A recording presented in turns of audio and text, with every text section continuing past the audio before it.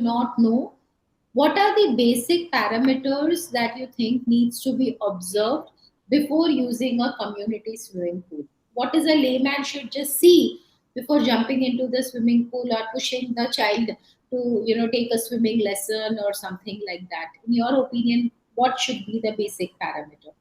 Sure, sure. Thanks, Dr. Rachna, and thanks for that very generous introduction.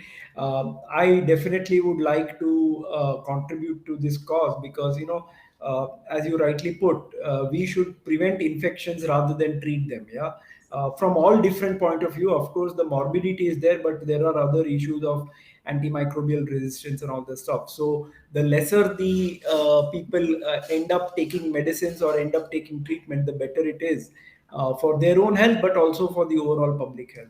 So I congratulate you, and I'm very passionate about supporting startups like yours, and Microgo has definitely been pioneering some very interesting scalable solutions that can really transform hygiene for the upcoming world. So congratulations on that.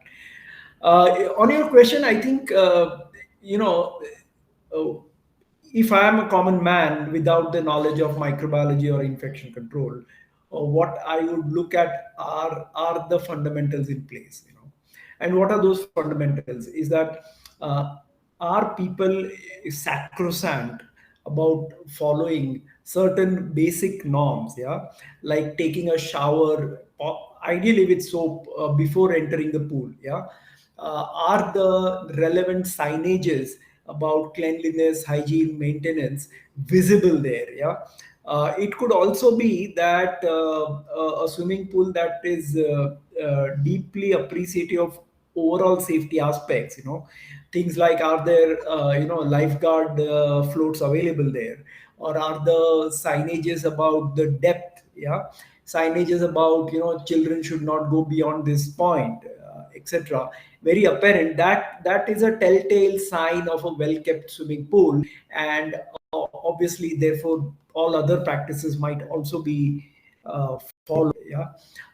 Certainly what is something to avoid is that if the pool is visibly turbid, discolored, and if it is very crowded, one should take a step back and think whether I would like to swim at 10 a.m. on a Sunday when 50 others are there, or maybe I just wait until some time when the crowd is less, because water is a medium that microorganisms really love, because they can be transferred far more easily than any other medium. And therefore, while swimming remains one of the best exercises, as well as a recreational activity, it does have some safeguards to be considered. And one of them is this: a real good looking swimming pool with all the safeguards visible, people following rules, a dip, feet dip into a disinfectant just before entering the pool. These are some of the things that would improve my confidence, I would say. Perfect. Thank you so much. The second question that we have is from from a mother who is also part of Microgo's team. She says that my child falls sick quite often ever since he is starting his swimming classes at the sports academy. The pool visibly looks clean, but should I look into the disinfection aspect, or should I inquire about what is their disinfection regime like?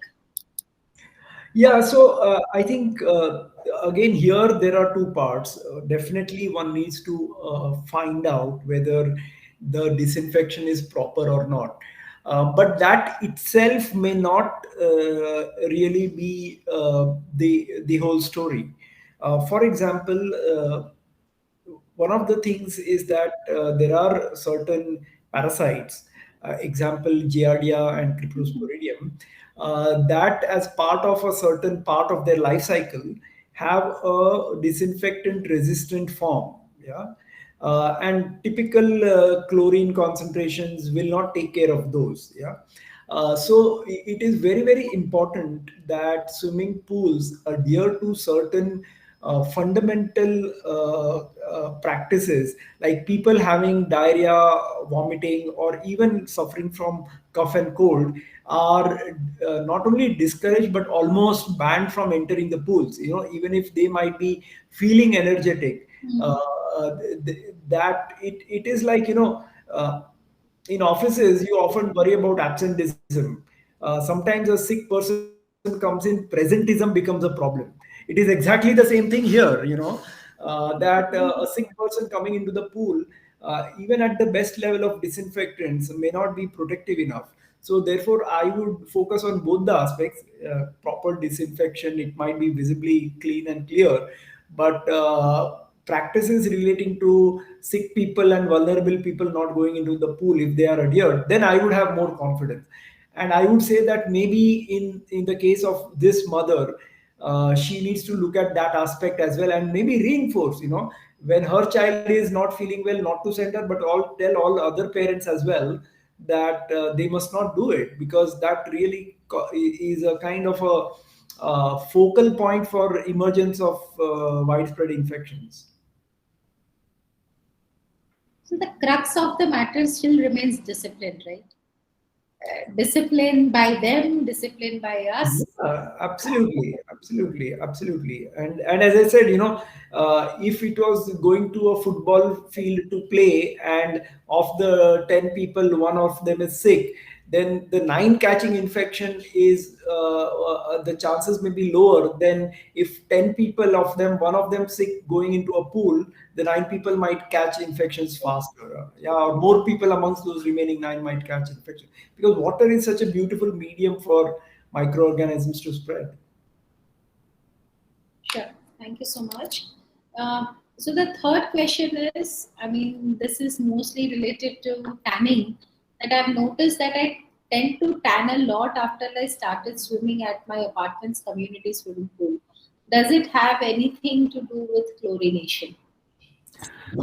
Well, I don't have a very scientific answer to this, but the way I see it is it's simple exposure to sun, because swimming pools are created in areas where there is ample openness. Therefore, and if you're talking of Chennai, it has more sun than what is perhaps needed, right?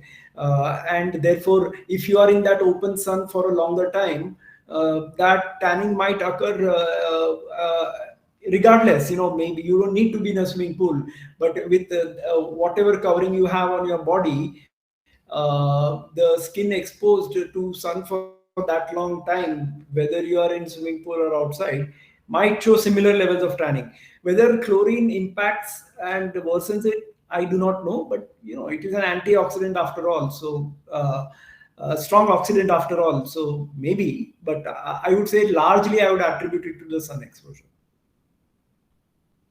So I think the difference can be observed if you're doing a nighttime swimming. Possibly, possibly, That definitely can be something that she can answer possibly. herself by Yeah, doing yeah, a yeah. nighttime Of course, swimming of course. with the Yeah. tanning as well.